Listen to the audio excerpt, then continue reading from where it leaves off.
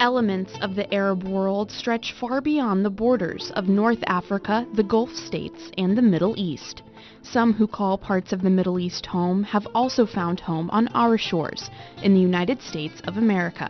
Many who call the Middle East home have made the journey here, bringing with them aspects of their culture that don't have a place in a suitcase. For many Muslim women coming from the Middle East, they bring with them their language, way of dress, and their identity.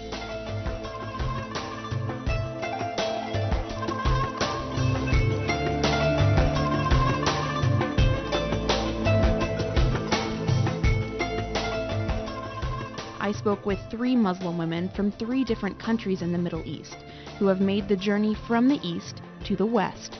Noof, Sara, and Amira spoke out about what life is like as a Muslim woman in the United States, revealing the truth behind the veil. طيب كيف حالك؟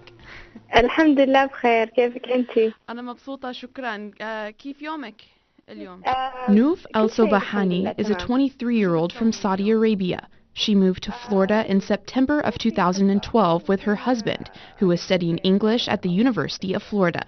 Last year was Noof's first time to the U.S. Upon traveling here, she spoke with her husband, who left her the choice to decide what she would wear. He asked me about how would I be there if I go to America, because a lot of Muslim women,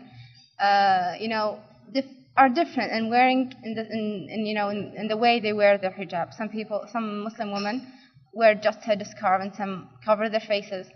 So he asked me about that, and I told him that I will be the way I am. So I told him that I will be the same. He was really happy that I decided and I chose that choice. Noof has been wearing the hijab or headscarf since she was 12 years old. She also wears the niqab or face veil and the abaya or the long dress. When I met her at a coffee shop in Gainesville, all I could see of her was a 1-inch strip of skin around her eyes and the skin on the back of her hands. Even her eyebrows were tucked beneath her silk scarf. A lady asked me why I wear this, and just I explained it to her. I told her that I am glad that you asked. It's okay to ask, and I will be very happy to answer you. But when I came here, everything was good, and people were very friendly with me, and I didn't face any difficulties or any discrimination or something like that. For Noof, the niqab covers not only her face, but also preserves the essence of who she is as a woman. Me, I think the face is the center of beauty, so I have to cover it and to show my eyes so I can see. But there are times when the niqab does come off. So sometimes when I go to a doctor or or to take a photo or something for formal or purpose, I take it off because because I need to. So it depends on the person himself. So me, I think it's kind of awkward. It's not like some people here, let me say, women picturing himself naked and in public. It's the same, I think. Noof says covering her face, body, and hair strengthens the bond she has with her husband. She says it's an aspect of their relationship that they both respect and treasure. I think he liked it so much. He this is just for me. No one are allowed to see your beauty. No men can see this beauty. So, yes, he liked this idea. You're too beautiful for the public. Yeah, thank you. Right. It's this idea of, just restricting your charm just for specific people, for people who's allowed, who are allowed in my culture to see, like your closest relatives and women.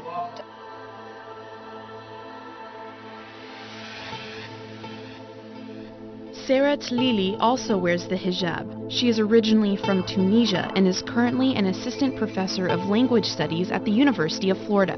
She made the decision to wear the hijab in her early 30s after she left Tunisia. Sara said she felt something was missing in her spiritual life and wanted to do something about it.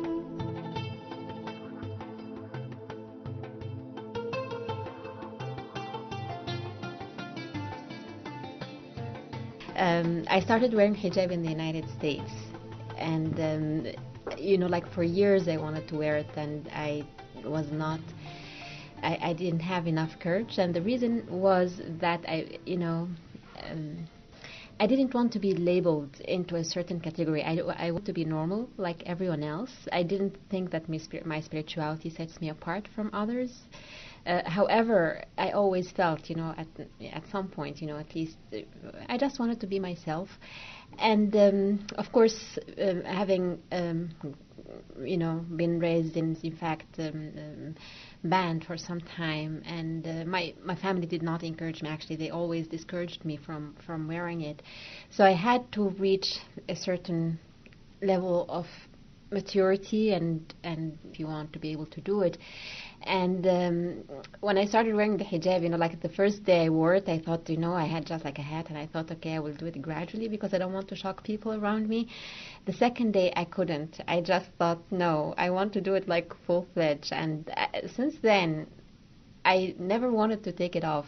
Sera believes the hijab is widely misunderstood and is branded with powerful yet condescending words that simply are not true. Like there is this idea that when you wear the hijab, you are, for example, like very conservative and, or I don't know, like there is this kind of label that it places on you. And I think they didn't see that. Like they just saw me as someone who fits or who is like, who blends with the rest of society. So like the fact that I kind of removed myself from that image, it puzzled people, but no one asked. When Sera first met her husband, her hijab was a barrier in their relationship. It came to be something that she loved, yet something that he would loved to have seen go. When I met my husband, like in the very beginning, I'm always around these people who do not seem to like hijab very much. After we fell in love with each other, like the first week, and like after the first week, he started asking in a very convoluted way if I would consider taking off my hijab. And I thought, oh gosh, like I love this guy so much. It's so bad that I'm going to lose him. I said, of course not. I'm not going to take off my hijab, And I thought that was the end of it. And I was quite sad, but I was quite happy at the same time that I knew how important the hijab was for me, and that, like that certainty, which I discovered about myself, I liked it. I liked that feeling. So it was not like a total loss for me, But then when I was telling him, okay, I feel like it's over, it's not, going to work like this, I'm not going to take off my hijab. But he said, what are you talking about? I'm going to marry you anyway.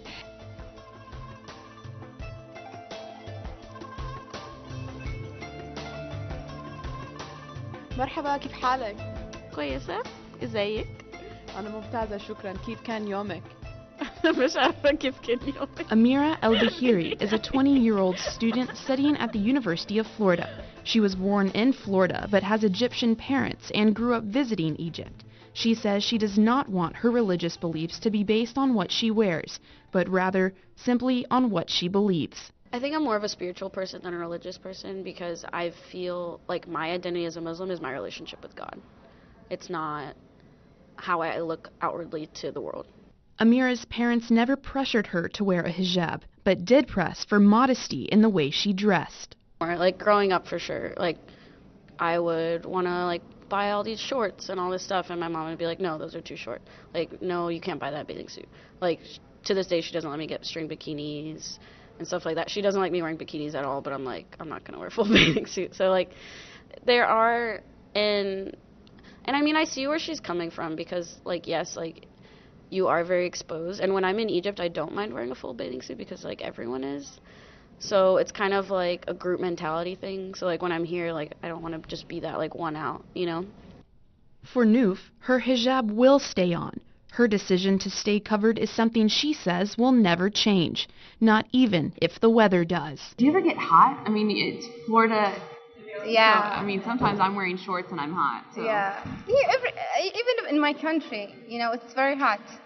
But I think, the way I think is, I do something for my God. And He knows what I'm doing for Him.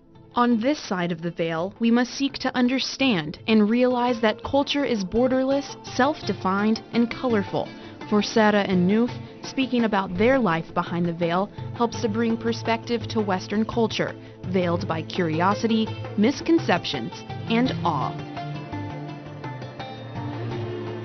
For Florida's 89.1 WUFT-FM, I'm Leah Harding.